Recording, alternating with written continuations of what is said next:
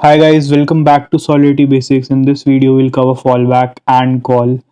So fallback, as we have already seen in the previous video, fallback is a special function that is executed either when the function that does not exist is called or when ether is sent directly to a contract but received does not exist or the message data is not empty. So that is fallback for us. We'll go into much more detail of these things in one of our future part of this series.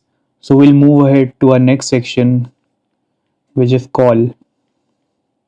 Call is a lower level function to interact with other contract. It is the recommended method to send ether to other contract or addresses.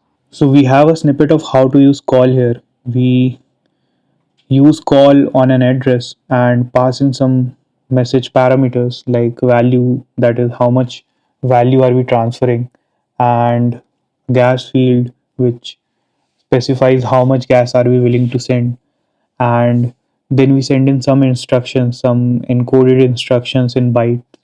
So here we are trying to call the foo function, which has this function definition with the parameters or arguments call foo and 123, because we have the arguments defined here as string and uint256. So this is the function we are trying to call using call attached with these values. So this is enough about call for now.